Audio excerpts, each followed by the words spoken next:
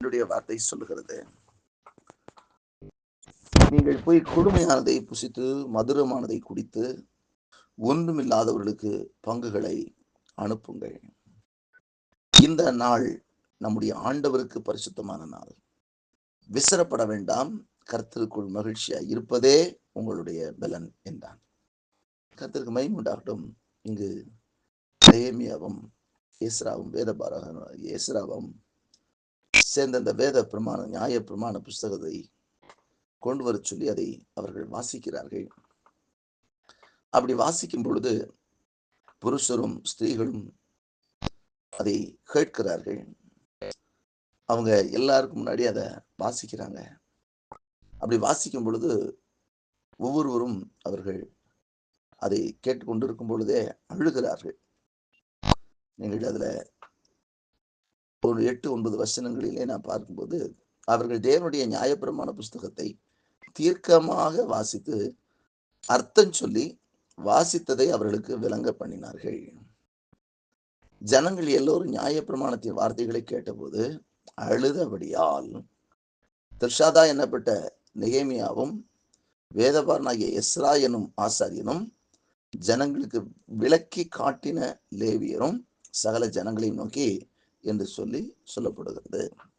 அப்போ இதெல்லாம் பைபிளை விளக்கி காட்டின உடனே அவர்களுடைய தவறுகளை உணர்கிறார்கள். பல காரியங்கள் அவங்க சொல்லும்போது அவர்கள் அழ ஆரம்பிக்கிறார்கள்.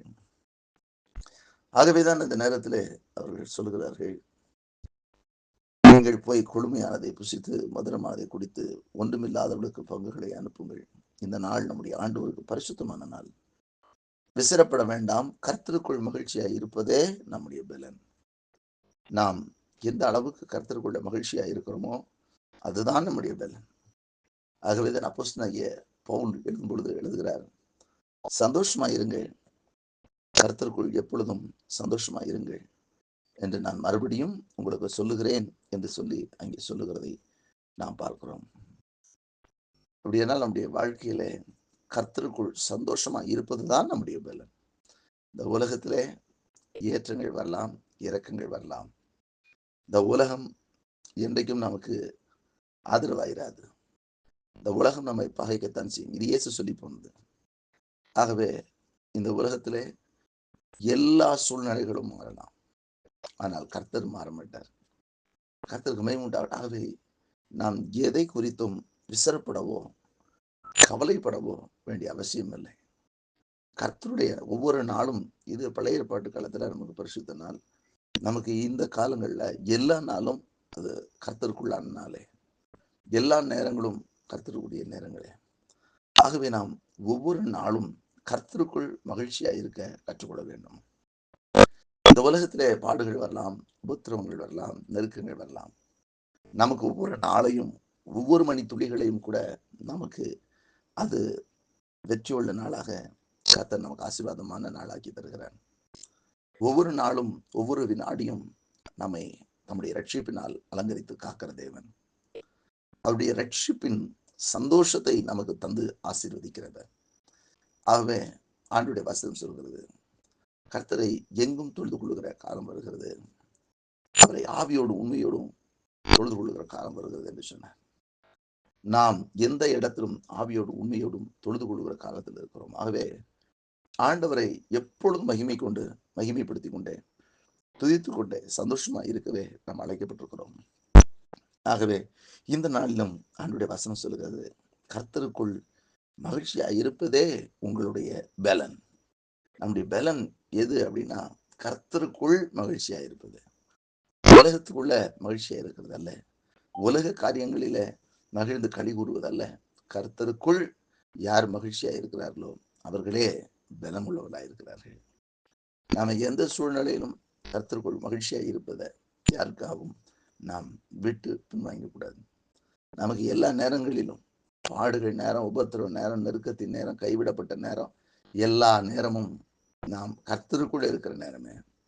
இயேசு சொல்லி போனார், இந்த உலகத்திலே உங்களுக்கு உபத்திரவம் உண்டு என்று, இந்த உலகம் உங்களை ஏற்றுக்கொள்ளாது என்று சொல்லி, மேலும் இந்த உலகத்திலே உங்களுக்கு பாடு உண்டு என்று சொல்லி. ஆகவே இவைகள் எல்லாம் இருக்கத்தான் செய்யும். உலகம் உங்களை பகைக்கும் என்று சொன்னார். எல்லாராலும் கைவிடப்படுவீர்கள் என்று சொன்னார். இப்படி எல்லாம் நடக்கத்தான் செய்யும். ஆனால் நம்மை எதுவும் அசைக்க முடியாது. இந்த உலகத்திலே அவருக்குள் வாழ்ந்து பழகிவிட்டோம் என்று சொன்னால் எதுவும் நம்மை அசைக்க முடியாது. ஆண்டுடைய வார்த்தையின்படி கர்த்தருக்குள் மகிழ்ச்சியாக இருப்பதே நம்முடைய பலன். ஒவ்வொரு நாளும் கர்த்தருக்குள் மகிழ்ந்து கழிவுவோம். அவர் செய்த நன்மைகளை நினைத்து மகிழ்வோம். அவர் நம்முடைய பாவங்களை சுமந்து தீர்த்ததை ஒவ்வொரு நாளும் நினைத்து ஆண்டவரை மகிமைப்படுத்துவோம். அவர் நமக்காக அடிக்கப்பட்டு நமக்கு சம்பாதித்து வைத்திருக்கிற ரட்சிப்புக்காக, அவருடைய சமூகத்திலே நமக்காக ஆயத்தப்படுத்தி வைத்திருக்கிற மேன்மையான இடங்களை நினைத்து ஆண்டவரை துதிப்போம், ஆண்டவரை மகிமைப்படுத்துவோம். எப்பொழுதும் அவரை துதிக்கிற துதி நம்முடைய வாயில் இருக்கட்டும். கர்த்தருக்குள் மகிழ்ந்து களிகூறுவோம். கர்த்தர் பெரிய காரியங்களை செய்வார். வேதம் சொல்லுகிறபடியே நம்முடைய வாழ்க்கையில கர்த்தருக்குள் மகிழ்ச்சியாய் இருப்பதுதான் நம்முடைய பலன். வேதம் சொல்லுகிறது, கவலைப்படுகிறதுனாலே எவன் தன் சரீரத்தின் அளவோடு ஒரு முளத்தை கூட்டுவான் என்று சொல்லி. ஆகவே இந்த உலகத்திலே எந்த ஒரு காரியத்தை குறித்து கவலைப்பட்டுக்கிட்டே இருந்ததுனால ஒன்றும் வந்துட போறது கிடையாது. ஆனா வசனம் சொல்றது, கர்த்தருக்குள்ள மகிழ்ச்சியா இருப்பீங்கன்னா கர்த்தர் பெரிய காரியங்களை செய்வார் என்று சொல்லி. மேலும் ஆண்டுடைய வசனம் கனமாய் சொல்லுகிறது, கர்த்தரிடத்தில் மன மகிழ்ச்சியாயிரு, அப்பொழுது அவர் இருதயத்தின் வேண்டுதல்களை அருளி செய்வார் என்று சொல்லி சொல்லப்பட்டிருக்கிறது. நாம் கர்த்தரிடத்துல மனமகிழ்ச்சியாயிருப்போம், கர்த்தருக்குள் மகிழ்ந்து கழிகூறுவோம், கர்த்தரை மகிமைப்படுத்துவோம். கர்த்தர் பெரியவராக இருந்து பெரிய காரியங்களை செய்வார். நம்மை கொண்டு கர்த்தர் என்ன செய்ய சித்தமாக இருக்கிறாரோ அதை நிச்சயமாக செய்வார். அவருடைய வார்த்தையின்படியே கர்த்தருக்குள் மகிழ்ச்சியாய் இருப்பதே உங்களுடைய பலன். ஆகவே நாம் கர்த்தருக்குள் மகிழ்ந்து களி கூறுவோம். கர்த்தர் நம்மை ஆசீர்வதிப்பார். கர்த்தருக்கு மகிமை.